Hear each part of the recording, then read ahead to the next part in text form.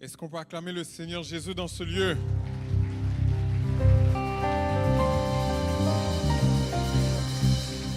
C'est marqué, le jour de la visitation de Dieu est arrivé. Je crois bien que c'est ce jour qui est le jour de la visitation. Amen. Dieu est dans ce lieu. Jésus a marché dans sa salle-là. Je dis, est-ce qu'on peut acclamer le Seigneur Jésus? Si le président des États-Unis devait rentrer ici, tu saurais comment l'applaudir. Si le premier ministre du Canada devait entrer ici, tu saurais comment l'applaudir. Mais quelque grand que soit un homme, qu'il soit prince ou qu'il soit roi, de quel nom qu'on le nomme, Jésus, quelqu'un dit Jésus, quelqu'un dit Jésus, quelqu'un dit Jésus, quelqu'un dit Jésus. Jésus est plus grand pour moi. Dis à ton voisin, Jésus est plus grand pour moi. Jésus est plus grand pour moi. Jésus est plus grand pour moi. Dis à ton voisin, Jésus m'a visité. Dis Dieu m'a visité. Dis le Saint-Esprit m'a visité. Est-ce qu'on peut l'acclamer dans ce lieu? Oh oui, s'il t'a visité, acclame le Seigneur. Parce que lorsqu'il visite, il va prêter comme ça. Faut que ça a changé. Est-ce qu'on peut acclamer le Seigneur Jésus dans ce lieu? Acclame, acclame, acclame, acclame, acclame.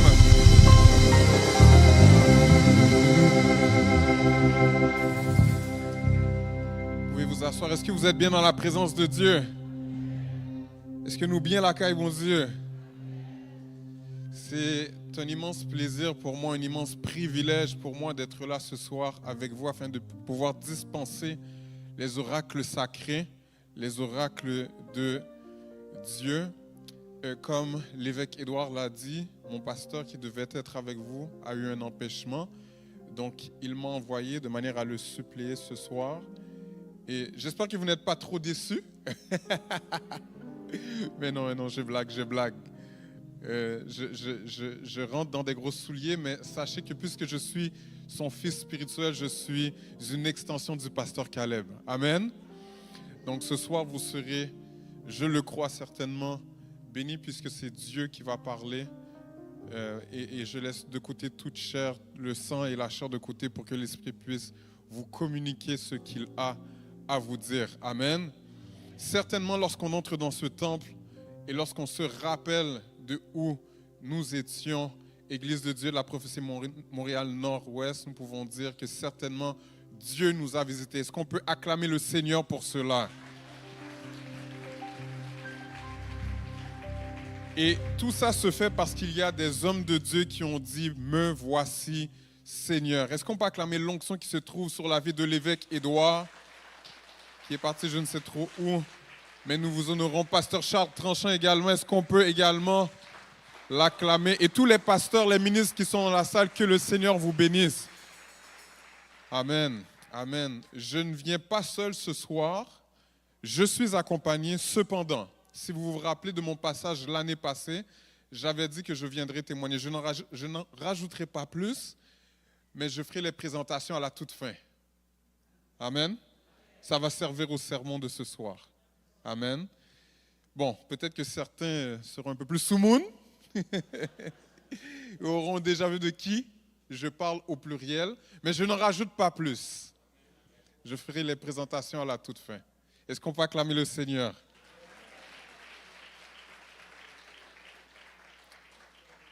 Donc le Seigneur m'a mandaté pour quelque chose d'assez spécial parce que c'est quelque chose que moi-même j'ai vécu. Mais avant même de commencer, comme vous le savez, j'aime commencer avec une anecdote, avec quelque chose que j'ai vécu au courant des derniers jours ou des derniers mois ou des dernières années, pardon. Et il y a de cela exactement 2 jours. Est-ce que c'est bien ça? Oui, 2 jours. Eh bien, ma femme marche dans un mariage. Elle est la marraine de mariage d'une de ses amies qui est haïtienne, mais elle va se marier en fait, ou du moins elle est mariée, parce que leur culture c'est beaucoup plus différent, avec un Africain. Et qui dit mariage africain dit la dot. Quelqu'un dit avec moi la dot. Ouais, haïtien nous baladonne. Et c'était la première fois que je pouvais en fait expérimenter une cérémonie de la sorte. parce que ça s'apparentait en fait à du théâtre, hein, où est-ce que on faisait passer un animateur qui venait parler en fait de nous dans notre coutume, voici de quelle manière ça se passe. Et là, il y avait la présentation de chaque personne qui a éduqué la mariée, éduqué le futur marié. Et par la suite, on passait justement à l'identification de qui était la bonne femme du prétendant, et s'il se trompait, parce qu'on cachait en fait les dames en question, s'il se trompait, il devait payer une amende supplémentaire. Donc il se devait de bien reconnaître qui était sa femme. Et par la suite, évidemment, il y avait la fameuse dot que la femme de la mariée sollicite, c'est-à-dire qu'il demande des cadeaux à la famille du marié. Et de ce que j'ai compris, le papa de la mariée s'est amusé. Il s'est amusé à mettre, par exemple, des outils qu'il ne voulait pas s'acheter parce que c'était trop cher.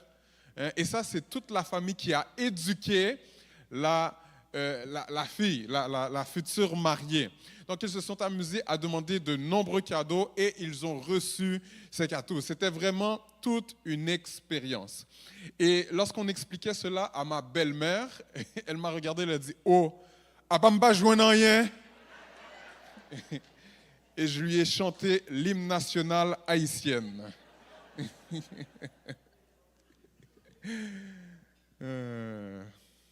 Ça fait du bien d'être haïtien dans ce temps-là. La dot, je lui ai donnée bien après. Hein? Amen. Et ce soir, en fait, ce qu'on doit comprendre, c'est que ce fut un mariage, mais surtout une réception que j'ai expérimentée dans cette dot. Ce fut une réception avec acquisition pour la famille de la mariée.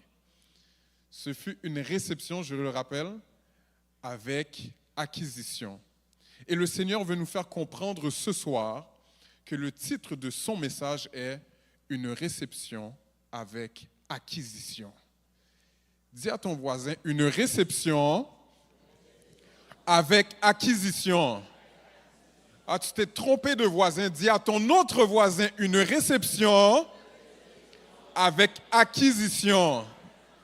Dis à ton voisin dans l'arrière, une réception avec acquisition. Et pour comprendre ce que le Seigneur veut nous dire, nous allons aller ensemble dans Genèse chapitre 18, que nous allons lire ensemble, entre les versets 1 à 11. Genèse chapitre 18, les versets 1 à 11. Genèse chapitre 18, les versets 1 à 11. Nous allons nous mettre debout par respect pour la parole de Dieu pour lire Genèse chapitre 18, les versets 1 à 11. Vous y êtes? Je lis pour vous. L'Éternel lui apparut parmi les chênes de Mamré, comme il était assis à l'entrée de sa tente, pendant la chaleur du jour. Il leva les yeux et regarda, et voici, 3 hommes étaient debout près de lui. Quand il les vit, il courut au-devant d'eux, depuis l'entrée de sa tente, et se prosterna en terre. Et il dit, « Seigneur, si j'ai trouvé grâce à tes yeux, ne passe point, je te prie, loin de ton serviteur. Permettez qu'on apporte un peu d'eau pour vous laver les pieds, et reposez-vous sous cet arbre. J'irai prendre un morceau de pain pour fortifier votre cœur, après quoi vous continuerez votre route, car c'est pour cela que vous passez près de votre serviteur. » Ils répondirent, « Fais comme tu l'as dit. » Abraham alla promptement dans sa tente vers Sarah et il dit, « Vite, 3 mesures de fleur de farine pétrie et fais des gâteaux. » Et Abraham courut à son troupeau et prit un veau tendre et bon et le donna à un serviteur qui se hâta de l'apprêter. Il prit encore de la crème et du lait avec le veau qu'on avait apprêté et il les mit devant eux. Il se tint lui-même à leur côté sous l'arbre et ils mangèrent. Alors ils lui dirent, « Où est Sarah, ta femme ?» Il répondit, « Elle est là, dans la tente. » L'un d'entre eux dit, « Je reviendrai vers toi à cette même époque. Et voici, Sarah, ta femme, aura un fils. » Sarah écoutait à l'entrée de la tente qui était derrière lui. Abraham et Sarah étaient vieux, avancés en âge, et Sarah ne pouvait plus espérer avoir d'enfants. Parole du Seigneur. Vous pouvez vous asseoir. Une réception avec acquisition. Une réception avec acquisition. Lorsqu'on parle de visite, nous pouvons considérer que chacune d'entre elles ne comporte pas tous la même durée, la même signification, le même protocole. Il y a ainsi des visites de docteur et des visites chez le mécanicien. Ce sont des visites nécessaires qui n'ont pas la même durée. Il y a des visites, par exemple, il y a la visite de la famille à l'étranger et visite de la famille à Repentigny-Terrebonne ou tout autre secteur de Montréal. Ce sont des visites de réjouissance qui, d'un côté, c'est très familier parce que nous avons l'habitude de nous voir très souvent. Et d'un autre, c'est rempli d'excitation parce qu'on ne va se voir probablement qu'une seule fois dans cette année. Il y a visite d'un vendeur d'un produit quelconque qui frappe à ta porte et visite d'un témoin de Jéhovah qui frappe à ta porte. Ce sont des visites qui perturbent le déroulement d'une journée et où tu refermes rapidement la porte. Il y a visite d'un président X au Canada et visite du roi Charles au Canada. Dans les deux cas, un grand protocole de sécurité est mis en place pour s'assurer que la visite se déroule sans obstacle. Il y a visite des grands de ce monde et il y a visite du Dieu vivant. Et ici, il n'y a aucune comparaison à faire. Parce que le psaume 18, les versets 7 à 15 de déclarer « Dans ma détresse, j'ai invoqué l'Éternel, j'ai crié à mon Dieu. De son palais, il a entendu ma voix et mon cri est parvenu devant lui à ses oreilles. La terre fut ébranlée et trembla. Les fondements des montagnes frémirent et ils furent ébranlés parce qu'il était irrité. Il s'élevait de la fumée dans ses narines et un feu dévorant sortait de sa bouche. Il en jaillissait des charbons embrasés. Il abaissa les cieux et il descendit. Il y avait une épaisse nuée sous ses pieds. Il était monté sur un chérubin et il volait. Il planait sur les ailes du vent. Il faisait des ténèbres sa retraite, sa tente autour de lui. Il était enveloppé des eaux obscures et de sombres nuages. De la splendeur qui le précédait s'échappaient les nuées, l'encens de la grêle et des charbons de feu. L'Éternel tonna dans les cieux. Le Très-Haut fit retentir sa voix avec la grêle et les charbons de feu. Il lança ses flèches et dispersa mes ennemis. Il multiplia les coups de la foudre et les mit en déroute. Aucune comparaison à faire.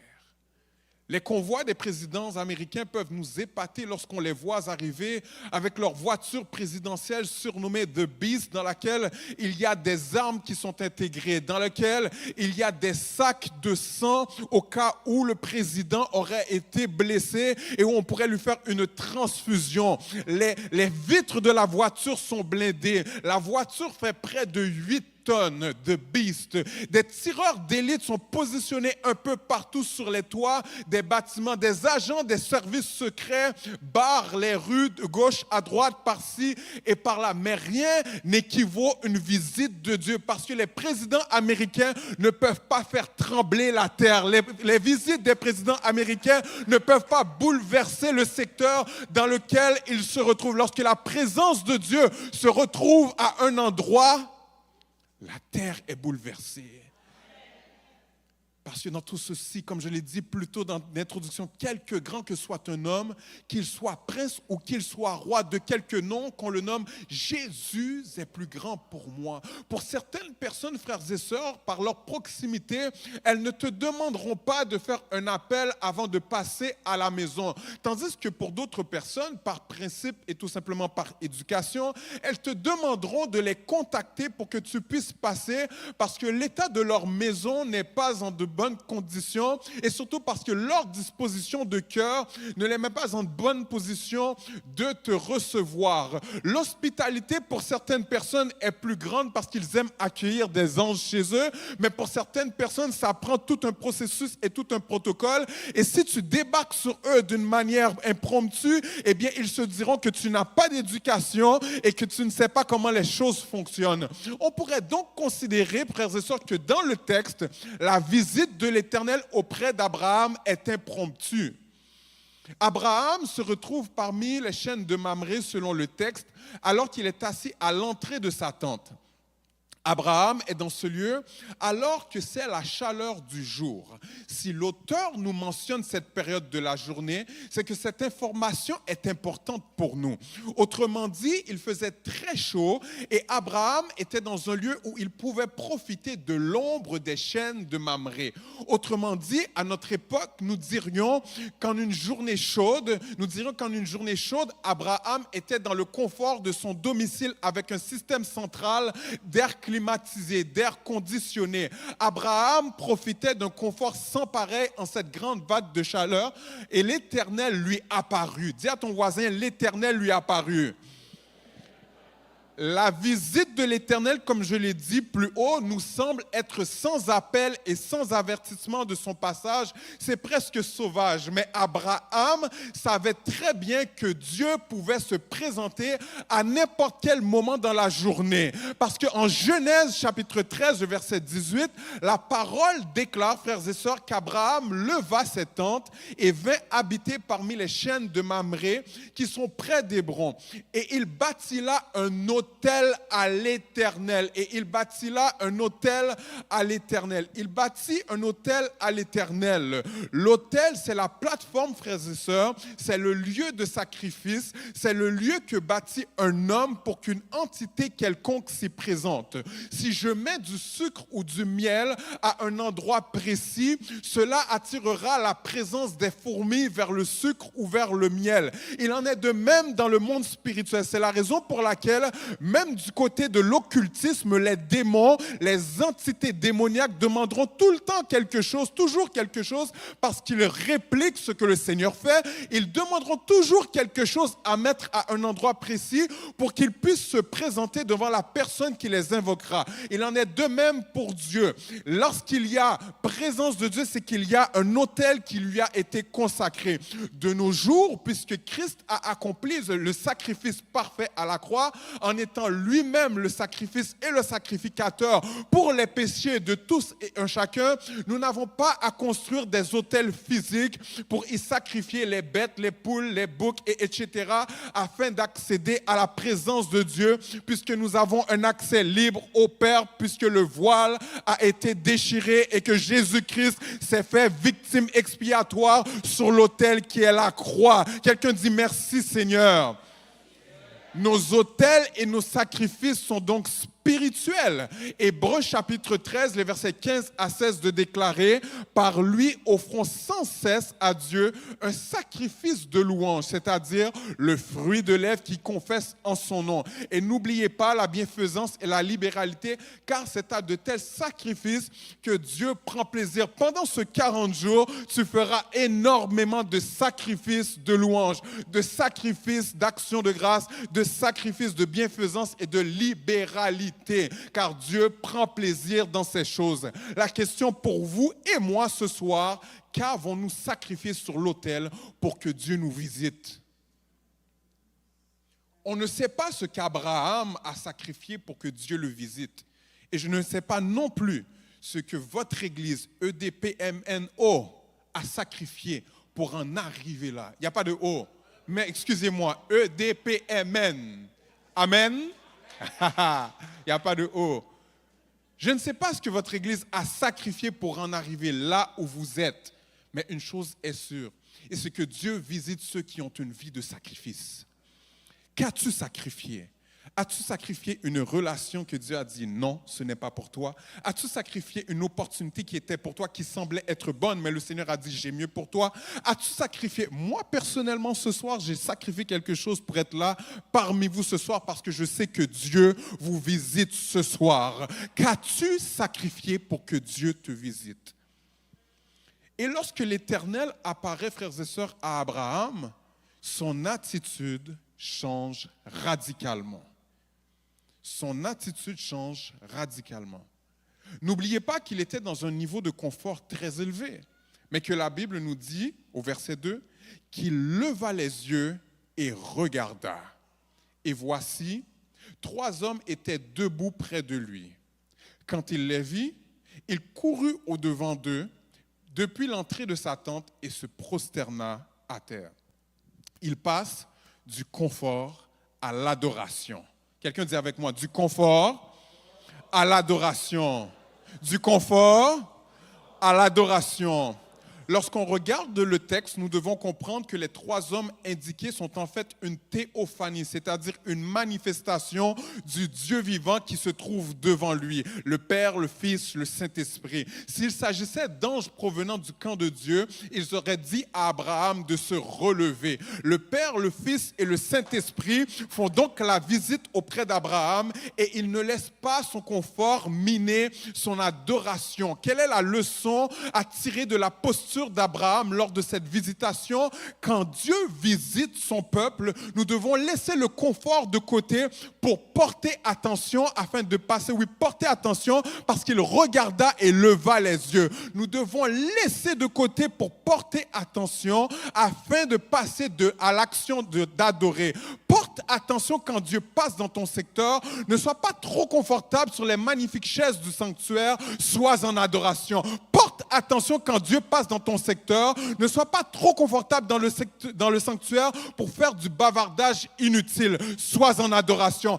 Porte attention quand Dieu passe dans ton secteur. Ne sois pas trop confortable dans le sanctuaire pour commencer à juger l'adoration des autres. Sois en adoration. Si tu me vois coucher dans la présence de Dieu, si tu me vois pleurer dans la présence de Dieu, si tu me vois sauter dans la présence de Dieu, commence à adorer et ne me juge pas parce que seul moi qui connais pour qui m'a pas adoré. Les moins songés, côté m'tayé, oh Jésus sauvé, merveilleux. La Bible nous dit en Jean chapitre 12 ceci, que Marie ayant pris une livre d'un parfum de nard pur de grand prix, oignit les pieds de Jésus, symbole de son adoration. Et elle lui laissa, elle essuya les pieds avec ses cheveux, symbole qu'elle laisse sa gloire aux pieds de Dieu pour le laisser croître dans sa vie et qu'il prenne toute la gloire. Et la maison, la Bible nous dit, fut remplie de l'odeur de parfum.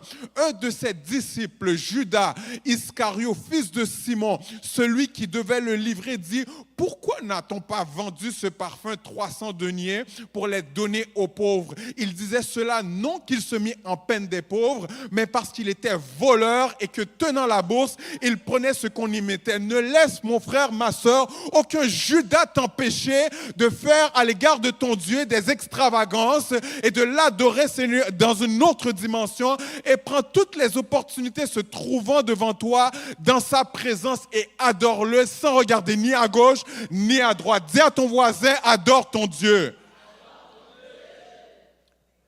Abraham se prosterne, adore son Dieu parce qu'il porte attention.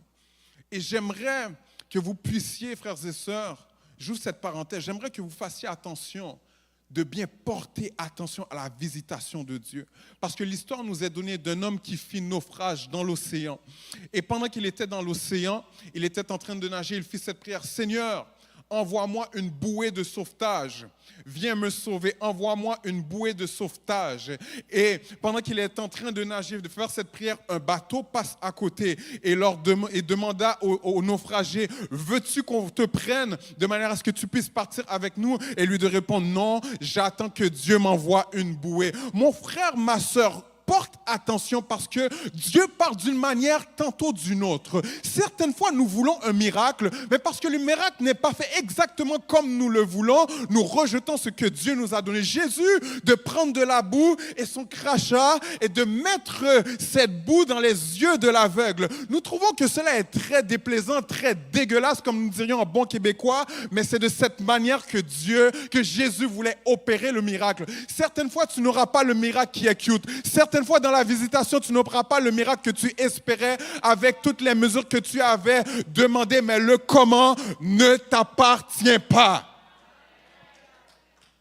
Abraham se prosterne, mais il va ensuite comprendre que cette visitation est un privilège à ne pas prendre à la légère. Parce qu'il dit, Seigneur, si j'ai trouvé grâce à tes yeux, ne passe point, je te prie, loin de ton serviteur. Il y a ici la compréhension que tous peuvent adorer, mais que tous ne sont pas près de Dieu. Tous peuvent adorer, mais tous peuvent ne pas être près de Dieu. C'est la raison pour laquelle la Bible nous dira que ce peuple m'honore des lèvres, mais son cœur est éloigné de moi. Abraham avait pleinement abandonné sa vie à Dieu parce qu'il lui donne le titre de Seigneur. Autrement dit, Abraham lui disait que tout ce que j'ai t'appartient. Ainsi, si tu peux me faire une faveur, Seigneur, reste près de moi. Reste près de moi. Lorsque Dieu visite son peuple, qu'est-ce que cela veut dire pour nous?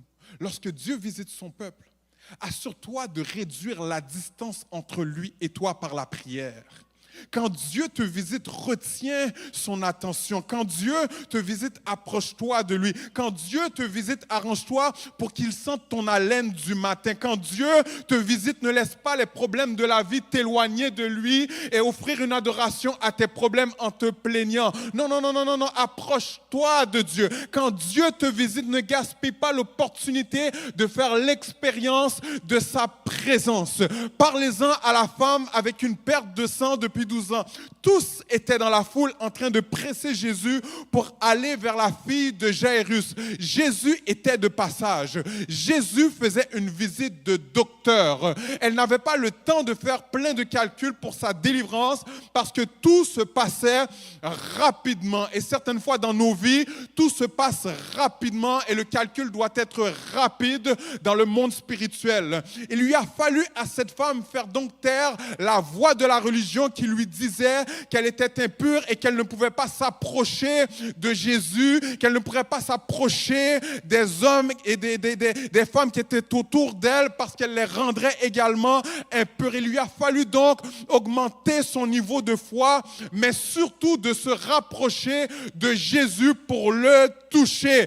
Ou allonger main toucher le Seigneur pendant la passé. Et tout ceci, c'est à la condition que tu t'approches suffisamment de lui. Nous pouvons tous être en adoration, mais l'objectif à la fin de la journée, c'est de toucher le cœur de Dieu. C'est que par la foi, tu puisses être guéri parce que toi aussi, tu as touché les pans de sa robe. Et lorsque nous étudions le texte de la femme avec la perte de sang et qu'on dit qu'elle toucha le bord de son vêtement, ce n'est pas qu'elle est venue de manière droite en étant debout, elle a touché Jésus. Les pans de la robe, frères et sœurs, les Juifs, lorsque vous les regardez, ils ont toujours sur le bord de leurs vêtements des cordes qui pendent au bout de leurs vêtements, symbole qui leur doit faire leur rappeler qu'ils doivent suivre les commandements de Dieu. Donc en réalité, ce qu'elle a touché, c'était les cordes qui étaient au bout de la robe de Jésus. Donc autrement dit, sa posture était une posture où elle se prosternait pour aller toucher le bord des vêtements de Jésus. Est-ce que ton cœur est prêt à se prosterner pour toucher Jésus? Tous peuvent adorer, mais tous ne peuvent pas être près de Jésus. Quelqu'un dit avec moi, Seigneur, fais-moi grâce, restez bon côté. Oh oui, le psalmiste de nous dire, sauve, sauve, coûtez, criez moins, quand vous occupez les autres, yo, pas passer loin moins. La proximité de Dieu doit donc nous aider à continuer maintenant à passer de la contemplation à l'action. Es-tu près de Dieu ce soir? Lorsque Dieu va passer dans ta situation, ce n'est pas tout que de porter attention, ce n'est pas tout que de l'adorer, mais c'est de vouloir être près de lui, malgré tout. Et quand tu es près de lui, contemple-le, mais passe également à l'action. C'est d'ailleurs ce que nous voyons Abraham faire, alors que les versets 4 et les suivants nous montrent comment recevoir Dieu dans une réception à la hauteur de son nom. Comment recevoir Dieu, merci, dans une réception à la hauteur de son nom. Abraham, dans le texte, lorsque nous lisons les versets 4 et les suivants, 4 à 6, Abraham proposa de leur fournir 3 choses, du pain, de l'eau et du repos. Je répète pour quelqu'un, du pain, de l'eau et du repos. Et le Seigneur de lui répondre, fais comme tu l'as dit. Dis à ton voisin, fais comme tu l'as dit. Oui, parce que si tu me fais une promesse et que tu ne la respectes pas, tu risques de perdre ma confiance. Mais tu risques de bien t'en tirer. Mais si tu fais une promesse à Dieu et que tu ne la respectes pas, tu joues à un jeu dangereux. Et je le dis parce que pendant ces 40 jours de prière, Dieu va bouger de manière extraordinaire et plusieurs d'entre vous seront poussés à faire des promesses à Dieu. Mais si tu ne respectes pas tes promesses envers Dieu, tu joues à un jeu dangereux. Dis à ton voisin, respecte tes promesses envers Dieu. Imaginez un seul instant si Dieu ne respectait pas ses promesses envers nous. Si nous sommes infidèles, il ne peut pas être infidèle car il ne peut se renier lui-même, nous dit la parole. Imaginez un seul instant s'il était infidèle. My God, à quel point nous serions perdus. Proverbe chapitre 20, le verset 25 de déclarer, c'est un piège pour l'homme que de prendre à la légère un engagement sacré et de ne réfléchir qu'après avoir fait un vœu. Si tu t'apprêtes à faire un vœu envers l'Éternel, fais attention à ce que tu dis. Assure-toi d'avoir l'ambition de tes moyens. L'histoire nous est donnée d'un homme qui pêchait des poissons et qui n'avait pas pêché pendant une longue période de temps pendant la journée. Il se mit donc à genoux dans sa barque et prie à Dieu en lui disant, Seigneur, je n'ai rien pêché de la journée. Si tu me permets de pêcher un seul poisson, un seul, je te le donne. Il est à toi. Même pas 5 minutes passèrent et un poisson apparut dans la barque du pêcheur. Et le pêcheur alla en négociation avec Dieu. Et dans sa barque, il se mit à genoux et commença à négocier avec Dieu et pria en lui disant, Seigneur, je n'ai rien pêché de la journée.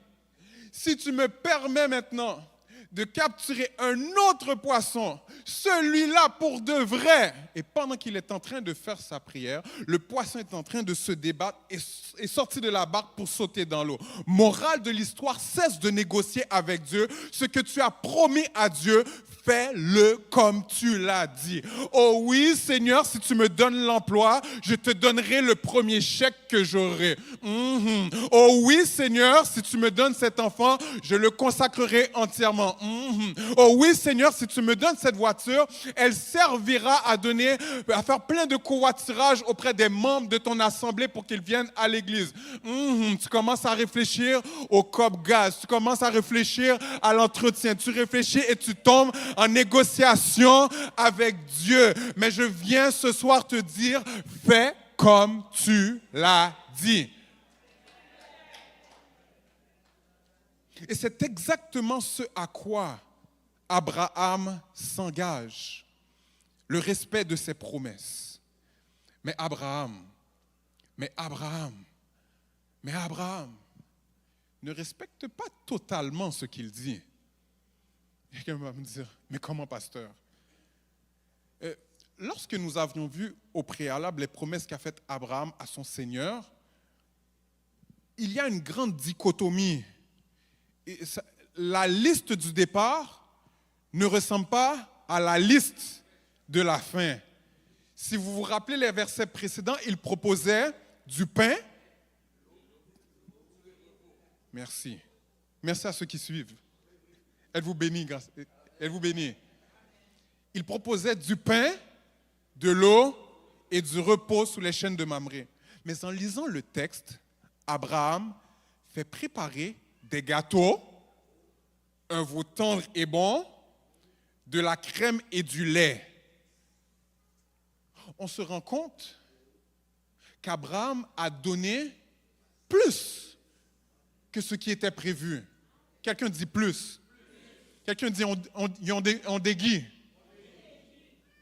Il a donné plus que ce qui était prévu. Son obligation était de donner ce qui était nécessaire à la visite. Mais il y a eu ce qu'on appelle un esprit de dépassement qui le motiva à faire plus au cours de la réception qu'il préparait pour son Dieu. Et la question pour nous ce soir, c'est pourquoi est-ce qu'il y a cet esprit de dépassement de la part d'Abraham? N'oubliez pas que dans le chapitre 17 du livre de la Genèse, Abraham fut Abraham et qu'en étant Abraham, il reçut à l'âge de 99 ans la promesse qu'il serait père d'une multitude de nations. Il semble donc que les promesses de Dieu donnent, lorsqu'elles sont comprises, un esprit de dépassement et de diligence. Esprit de diligence parce qu'il ne traîne pas ses pieds dans le service. Au verset 6, la Bible nous dit « Abraham alla promptement dans sa tente vers Sarah ». Au verset 6, il nous est dit par la suite, et il dit « vite ». Et au verset 7, il nous est dit « Abraham courut ». Je parle à quelqu'un. Au cours des 40 jours dans la présence de Dieu, tu devras te rappeler d'une ou des promesses que Dieu t'a faites dans les chapitres précédents de ta vie, parce que te rappelant de ces promesses, tu te rendras compte que lui offrir ta dîme ne sera pas assez, que lui offrir l'offrande ne sera pas assez, que lui donner ton service ne sera pas assez, que lui donner ta louange ne sera pas assez, que lui donner ton adoration ne sera pas assez, que lui donner ton aumône auprès des pauvres ne sera pas assez. Mais si yon seul petit mot pour yon gros bon Dieu, en vérité, me senti ça pas assez. Ouais, me senti ça pas assez. M'poko louer ou assez, m'poko adorer ou assez, m'poko louer ou assez. Pour ça, ou fait pour moi, non seulement ce ne sera pas assez, mais tu ne seras pas de ceux qui traînent les pieds lorsque vient le temps de faire quelque chose pour Dieu, parce que tout dans le monde spirituel se fait de manière rapide. C'est fap. Romains chapitre 12, le verset 11 de déclarer « Ayez du zèle et non de la paresse, soyez fervents d'esprit, servez le Seigneur. » Et ce que j'aime dans le texte, c'est qu'Abraham avait toute une équipe.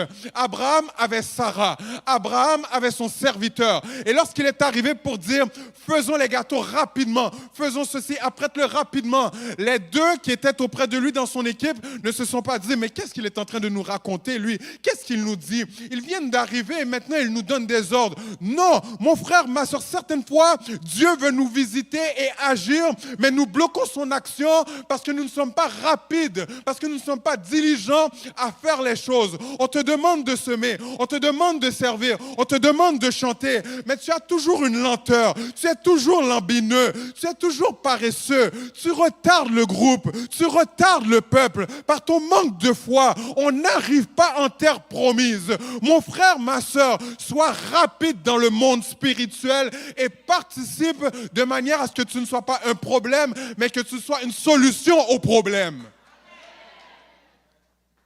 Lorsque nous pensons au mariage de nos jours, une fois que la cérémonie est terminée, nous nous dirigeons à la fameuse salle de réception.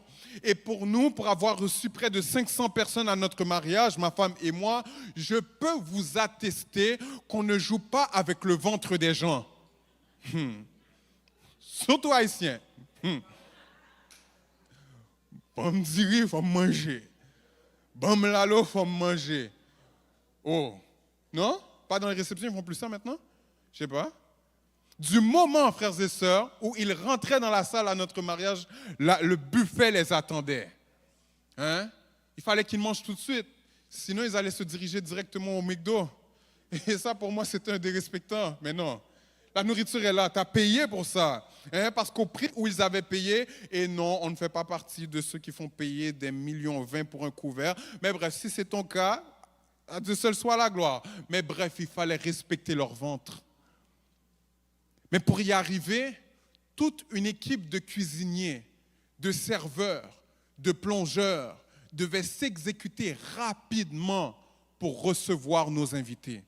La rapidité à laquelle tu exécutes les tâches pour recevoir quelqu'un témoigne que tu respectes cette personne. La diligence avec laquelle tu exerces ton ministère lorsque Dieu te visite est aussi ton moment d'acquisition. Quelqu'un dit moment d'acquisition. Alors que les musiciens peuvent tranquillement revenir. Je répète pour quelqu'un, la diligence avec laquelle tu exerces ton ministère et l'esprit de dépassement que tu utilises te permettent, lors de ta visitation, d'avoir ton moment d'acquisition. Proverbe chapitre 10, le verset 4, de déclarer « Celui qui agit d'une main lâche s'appauvrit, mais la main des diligents enrichit. » Proverbe chapitre 21, le verset 5, de déclarer « Les projets de l'homme diligent ne mènent qu'à l'abondance, mais celui qui agit avec précipitation n'arrive qu'à la disette. » Proverbe chapitre 13, le verset 4, de déclarer « L'âme du paresseux a des désirs qu'il ne peut satisfaire, mais l'âme des hommes diligents sera rassasiée. » Proverbe chapitre 12, le verset 24. La main des diligents dominera, mais la main lâche sera tributaire. La diligence d'Abraham, mon frère, ma soeur, dans sa réception, le mena vers l'acquisition. Le mena vers l'acquisition. Parce que lorsque vous regardez le texte, au verset 9, alors ils lui dirent, « Où est Sarah? Où est Sarah, ta femme? » Il répondit, « Elle est là, dans la tente. » L'un d'entre eux dit, « Je reviendrai vers toi à cette même époque, et voici, Sarah, ta femme, aura un fils. » Est-ce que, pour un instant, pas que je veux changer la parole, mais puis-je, frères et sœurs, d'un commun accord, m'approprier le texte? Le Seigneur a visité la famille Chérubin. Alors, ils nous dirent, « Où est Prisca d'Arbouze, ta femme? » Je répondis, « Elle est là, chez nous, parce qu'on n'a pas de tente. » L'un d'entre eux dit, « Je reviendrai vers toi à cette même époque, et voici, Prisca, ta femme, aura un fils. » Chérie, est-ce que tu peux te lever un instant? Est-ce que tu peux venir ici? Est-ce que tu peux venir ici? Juste ici. Juste devant, pas besoin de monter les marches. Mets-toi au milieu pour que le peuple de Dieu, parce que là-bas, il ne voit pas. Est-ce qu'on peut acclamer le Seigneur? Est-ce qu'on peut acclamer le Seigneur? Pas plus tard que l'année passée, après avoir perdu 2 enfants, le Seigneur nous a fait grâce. Le Seigneur nous a visités. Le Seigneur nous a parlé. Et il nous a dit, vous aurez un fils. Église de Dieu, la prophétie, Montréal-Nord. Voici le Fils. Nous vous présentons ce soir ce que la visitation de Dieu a fait. Alan Davy Chérubin, qui a maintenant 4 mois. Est-ce qu'on peut acclamer le Seigneur? Est-ce qu'on peut acclamer le Seigneur?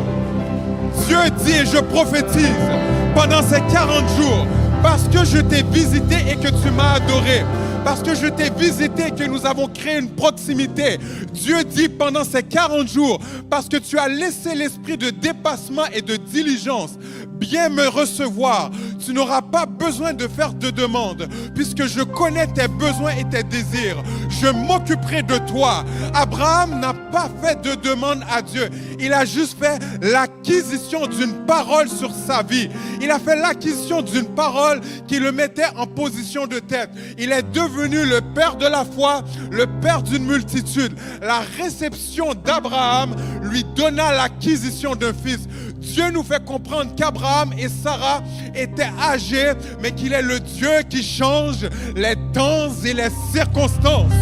Autrement dit, leur libido n'était pas au même niveau, mais Dieu leur donna la libido de leur trentaine.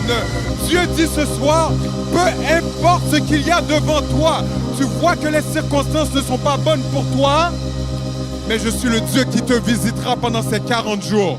Est-ce qu'on peut acclamer le Seigneur qui va nous visiter dans nos finances, qui va nous visiter dans nos églises, qui va nous visiter dans notre famille, qui va nous visiter dans notre santé, qui va nous visiter dans notre emploi? Est-ce qu'on peut l'acclamer ce soir?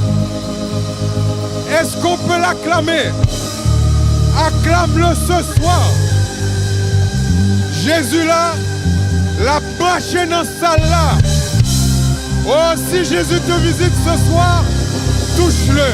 Si Jésus te visite ce soir, adore-le. Si Jésus te visite ce soir, signale ta présence avec un Alléluia. Balance tes mains. Fais quelque chose que tu n'as jamais fait. Parce que si Jésus descend, à cette même époque, tu témoigneras la gloire de Dieu. Tu témoigneras la gloire de Dieu. Est-ce qu'on peut l'acclamer ce soir?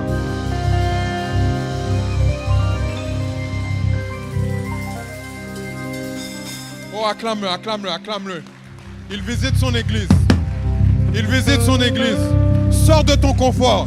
Je sais que la journée a été difficile, tu as été travaillé, où les enfants étaient avec toi toute la journée. Mais fais un extra pour Jésus. Il mérite-t-il. Il mérite-t-il. Fais un extra pour Jésus. On déguise adoration pour Jésus. On déguise louange pour Jésus. On déguise acclamation pour Jésus. Il mérite-t-il. Il mérite-t-il. Gardons grosso mon Dieu m'a gagné. Gardons grosso mon Dieu m'a servi. Oh oui, Satan dépouillé toi pour moi. Mais c'est lui-même qui tombait la donne. Acclamons mon Dieu. Acclamez mon Dieu.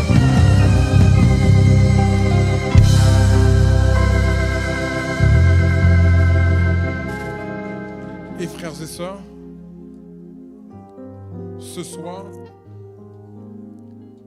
deux appels.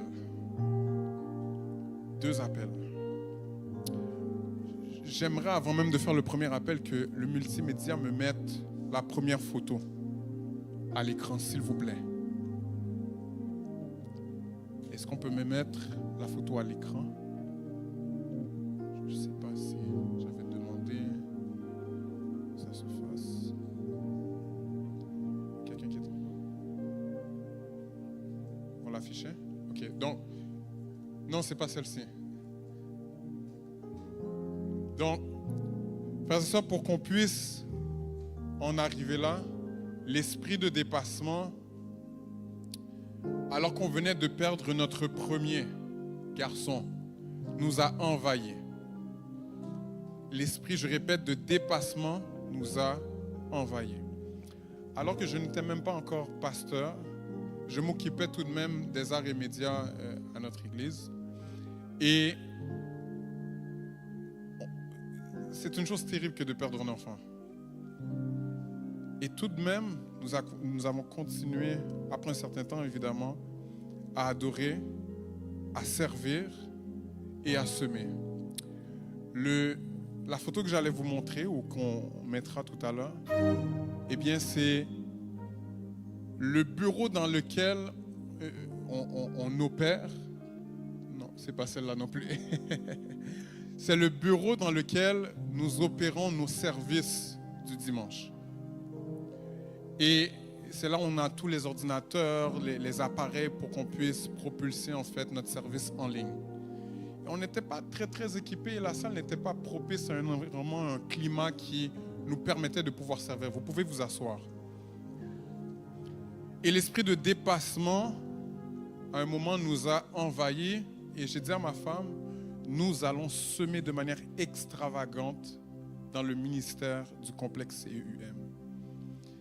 Et faites-moi signe si jamais c'est là, mais la salle était chaotique. Un tapis rouge, des murs qui étaient jaunes, bizarres.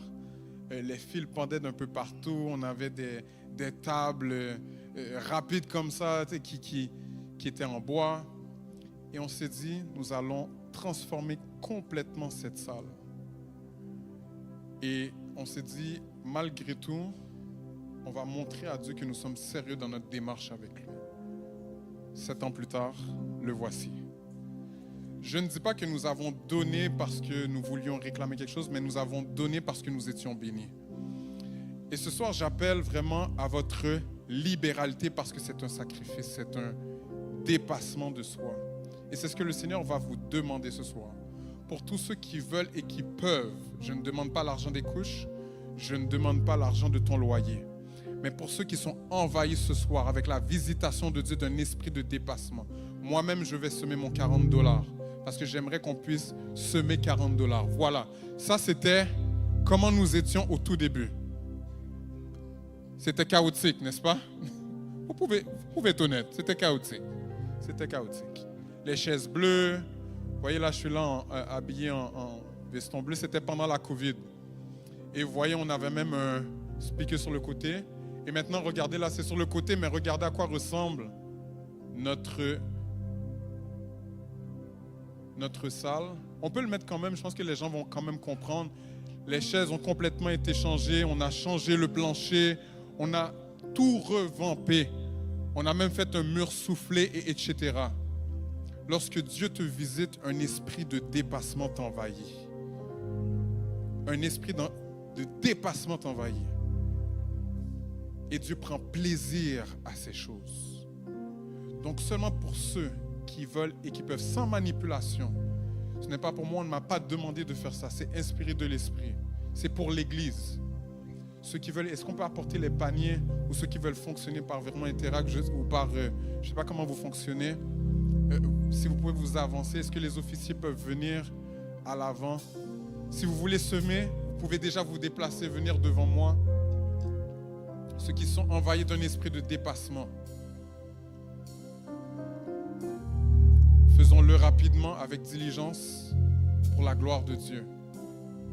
Tu me dis, pasteur, je n'ai pas les $40. Tu peux donner 30, tu peux donner 20, tu peux donner 10, tu peux donner 5. Mais que l'esprit de dépassement, tu as déjà donné ton offrande. Tu as déjà donné ta dîme. Et si jamais tu n'as rien, viens toucher le panier. Tu es toi-même une offrande que tu offres à Dieu. Ta vie est cette offrande que tu offres à Dieu. Alléluia. Esprit de dépassement et de diligence dans la visitation de notre Seigneur.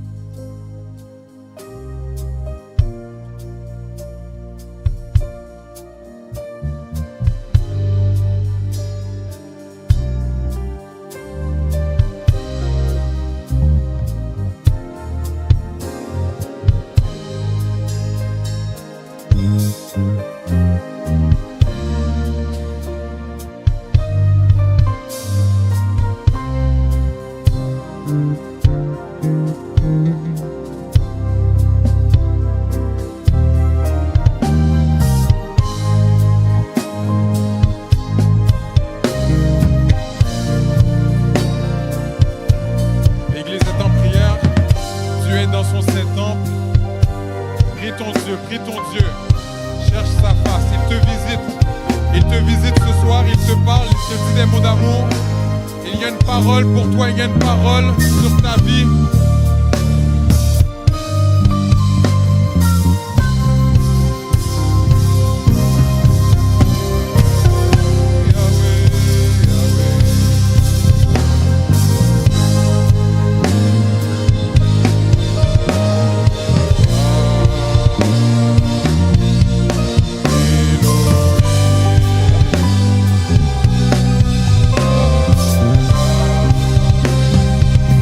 Il est géré pour toi.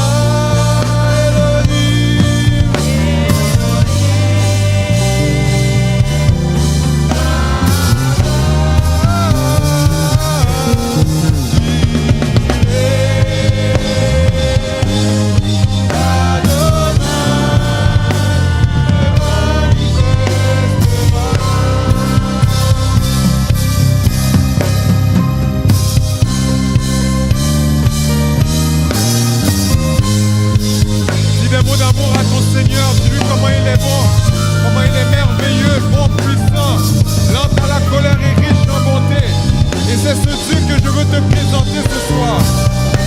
C'est ce Dieu que je veux te présenter ce soir. À toi qui es là ce soir, tu as entendu le message. Et le Seigneur frappe à la porte de ton cœur. Il frappe à la porte de ton cœur ce soir.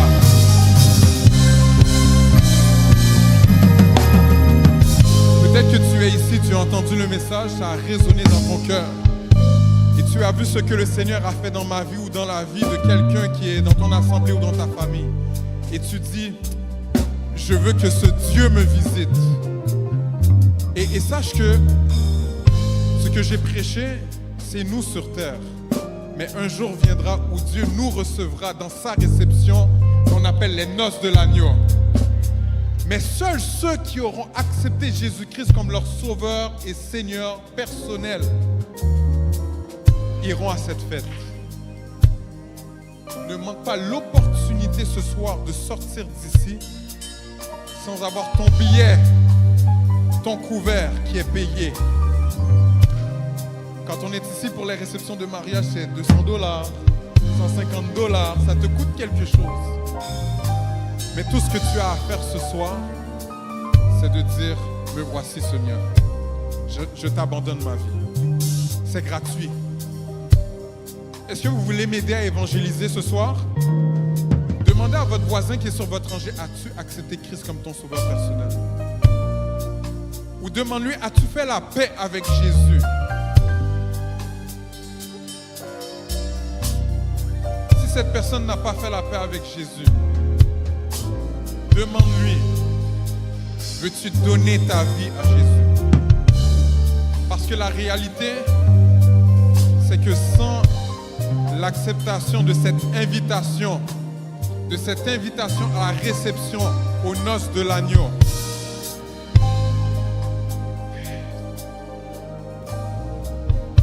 tu ne pourras pas rentrer. Et ce que tu entendras, ce n'est pas « Viens bon et fidèle serviteur, entre dans la joie de ton maître ». Ce que tu entendras, c'est « Dehors chien, je ne vous ai point connu ». La triste réalité, c'est de faire la décision de passer son éternité loin de Dieu. Aidez-moi à évangéliser. Redemandez à la personne qui est à côté de vous, as-tu fait la paix avec Jésus? Et si quelqu'un veut donner sa vie à Jésus ce soir, sache que Jésus veut te sauver. Tu peux scanner le code QR à l'instant. Tu peux le scanner. Si une personne t'a dit non à la question, dis-lui, veux-tu accepter Christ comme ton sauveur personnel? Dis-lui, veux-tu faire la paix avec Jésus? Tous les yeux sont fermés, les têtes sont baissées. Si c'est toi ce soir qui veux faire la paix avec Jésus, lève ta main de où tu es. Ou avance-toi à l'avant. Fais ce pas de foi. Avance-toi à l'avant. Et il y a une cohorte de pasteurs qui est prête à prier avec toi. Est-ce qu'il y a quelqu'un ce soir qui veut recevoir cette visitation de Dieu? Parce que la plus belle des visitations, c'est lorsque Dieu t'ouvre grand ses bras et te dit, mon fils, ma fille, je t'aime. Je veux faire la route avec toi. Y a-t-il une seule personne qui veut faire la route avec le Seigneur Jésus, qui veut marcher avec lui, qui veut lui abandonner sa vie? N'aie pas peur. Dieu n'attend que toi. N'aie pas peur, n'aie pas peur. Ne laisse personne te regarder, ne laisse personne te dévisager. Prends la meilleure décision de ta vie ce soir, d'abandonner ta vie à Dieu. Le monde n'a rien de spécial à te donner.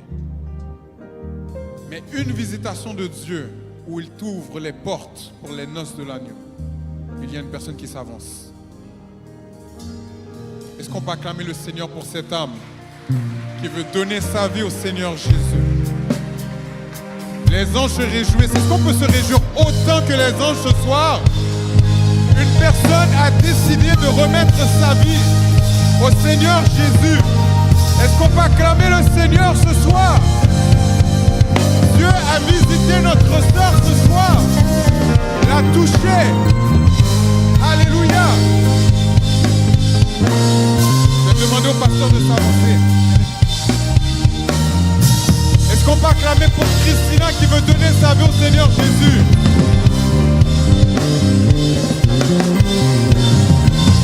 Est-ce qu'il y a une autre personne? Plus tu acclames, plus tu les encourages à avancer. Est-ce qu'il y a une autre personne qui veut donner sa vie à Jésus? Acclamez le Seigneur, acclamez le Seigneur. Plus tu acclames, plus tu les motives à laisser le monde de côté. La croix devant Dieu. Le monde derrière nous. Moins pas tourner. Est-ce qu'il y a une autre âme, une autre personne? Dieu visite son peuple, Dieu visite son peuple. Allongez vos mains. Commencez à prier pour Christina. Est-ce qu'on peut se mettre debout pour prier pour elle? C'est du sérieux, c'est du sérieux. Le prix d'une âme aux yeux de Dieu. Merci Seigneur pour Christina qui a décidé de te donner sa vie. Ce soir, Père éternel, nous l'élevons devant toi de manière, Seigneur, à ce que les griffes de l'ennemi ne puissent en aucun cas, Père éternel, la ravir, Père éternel, de tes mains. Seigneur, nous te remercions ce soir de ce que tu l'accueilles, de ce qu'elle est pour toi au nom de Jésus, et de ce que ce soir le calcul mathématique, c'est moins 1 dans le royaume des ténèbres et plus 1 dans le royaume des cieux. Merci Seigneur pour ton œuvre. Merci Seigneur pour cette visitation, Père éternel. Et puisque tu es parmi nous, Seigneur, tu feras de grandes choses, Seigneur, dans la vie de ta fille. Alléluia. Alléluia.